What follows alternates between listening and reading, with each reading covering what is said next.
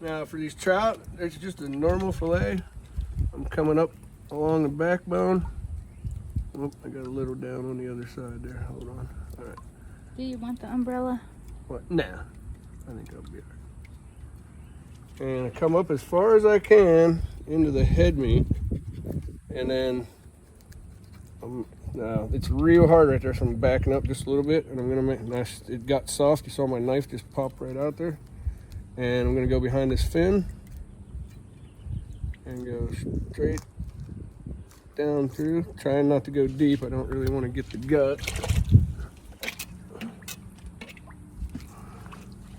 And now I'm just gonna follow this backbone all the way down.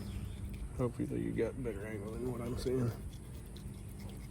And I'm just holding the fish in place, and that's actually what this is for. But with the trout, they're so like flexible that I have an easier time just holding on to them.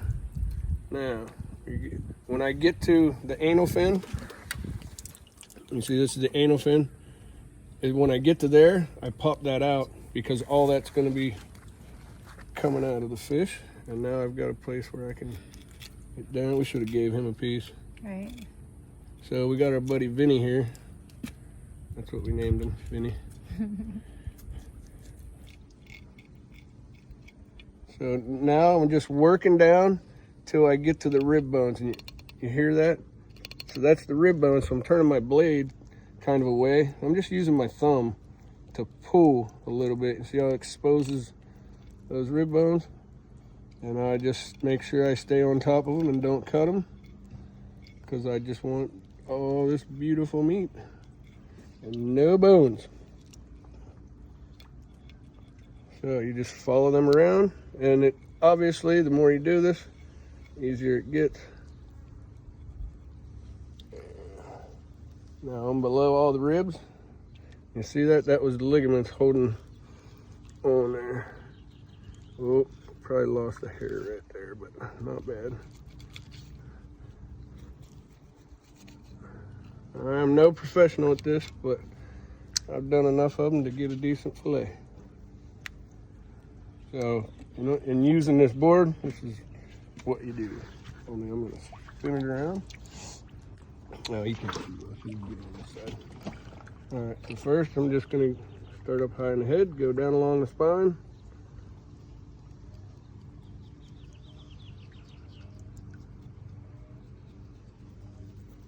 And when I get down to that anal fin, I push straight across, trying to stay just above the spine, vertebrae. Come out right there. And now I can start working back the other way. Sorry, you're gonna have to get on the other side again. I'm looking at the teeth. Sorry. All right. Like I said, I like it better laying on its side.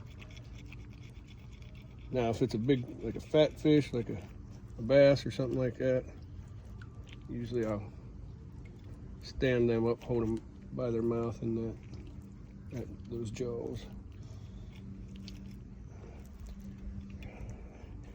Now, I will tell you there's a much easier way to do this.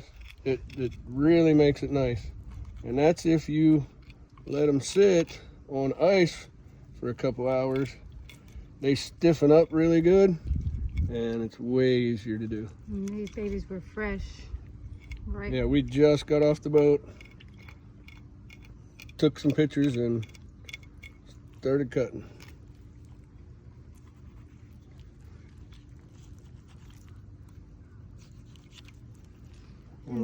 This isn't a speeding contest. Yeah. Try to get as much Yeah. meat and make it worth it. Yeah, your first couple times, if you haven't done this before, just Take your time. Yep. Fill it out.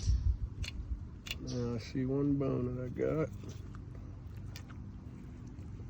Right there, you see it sticking out? Yep. And I just cut that whole little piece off.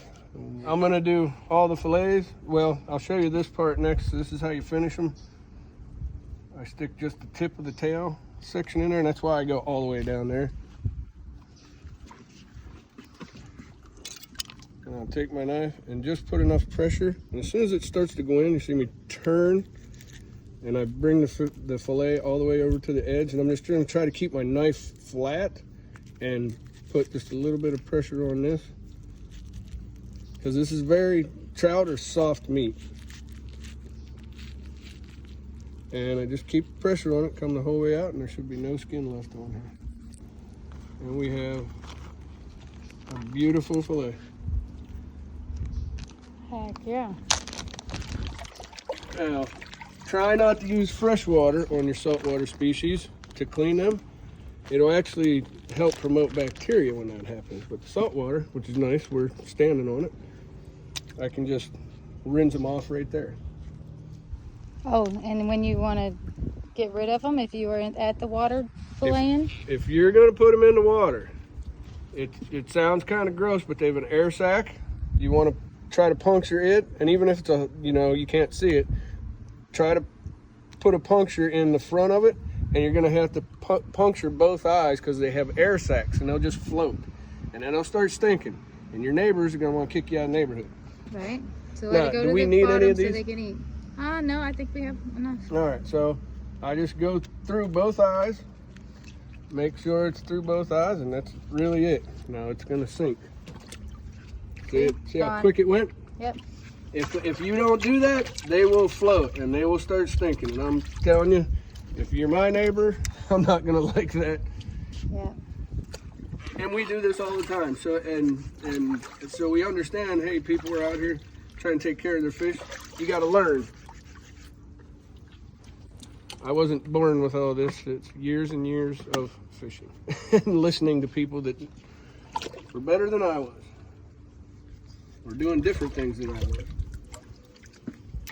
Yep, you're learning every day. It never stops, period. Is that enough for you? Yep, that was it.